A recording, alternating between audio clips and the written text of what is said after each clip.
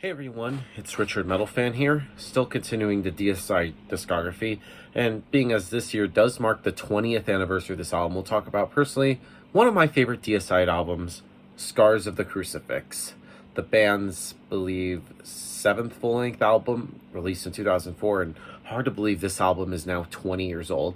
This I probably is like my second or third favorite Deicide album. Now, after their previous two albums, Incinerate Them and In Torment in Hell, which considered to be one of Deicide's worst albums, I feel like the band has really decided to step up their game and get their shit together.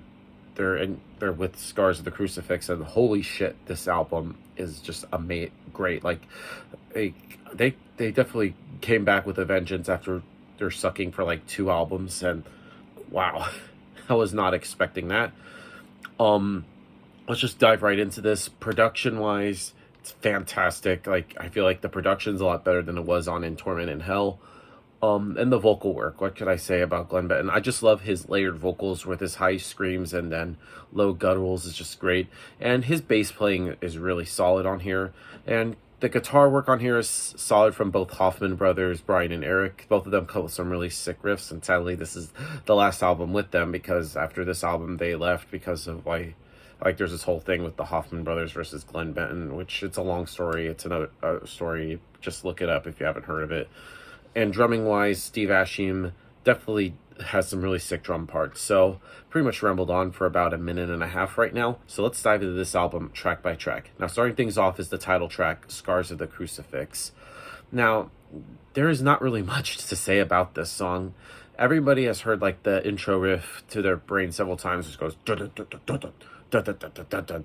It's just really sick. I just love that sort of like build up, and then the rest of the band just kicks in, just fires in on all cylinders on this track. And what I find really great about this song is the double bass drumming from Steve Asham, which I probably think is probably his best drum work since probably Legion, I think. And of course the title track, Scars of the Crucifix. Great way to start off the album. Then we get to Mad at God. Now, right from the get-go, this song is even more vicious than the title track. The drumming is, once again, a sick blast beat frenzy. A lot of great tempo changes and excellent fills to keep things really interesting to the listener. The main improvement here is both the solos, which are far more interesting and varied, as to sort of like the blizzard of chromatic kind of chaos that is used to pass through like the lead breaks in most of the Deicide songs. Another great song. Next up is Conquered by Sodom.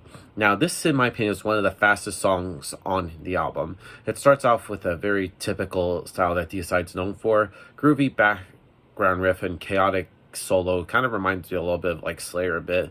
And then the growling from Glenn starts. It really just shows this has only begun, and just marvelous. It just continues throughout the whole song. And I just think Conquered by Sodom is another sick banger. Moving on to Fuck Your God. Now, this pretty much sums up a lot of the things that Deicide has made their success with, sort of like the anti-Christian, blasphemous kind of shit. And Fuck Your God starts off with a really great booming riff before speed takes control and just hell is unleashed. And this song has highlighted with the chorus where you're just compelled to just sing along. It's a really catchy song. Moving on to When Heaven Burns. Now, I kind of love like the guitar work on this album.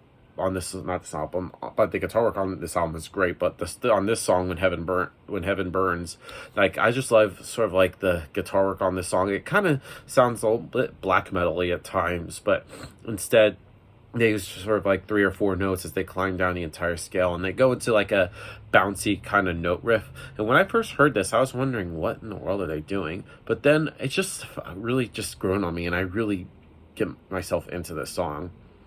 Moving on to Enchanted Nightmare. Now, Enchanted Nightmare, just right from the get-go, it just starts off with some sick drumming. Like, I think this is one of Steve's best drumming. Like, just the guitar work is really tight, just follows the drumming, and just everything about this song is just like doesn't let up from like beginning to end. And then we get to From Darkness Comes, which is personally one of my favorite songs from there. I put it up there with the title track and Fuck Your God. But I love this song. It's just a mixture of groove and technicality and speed.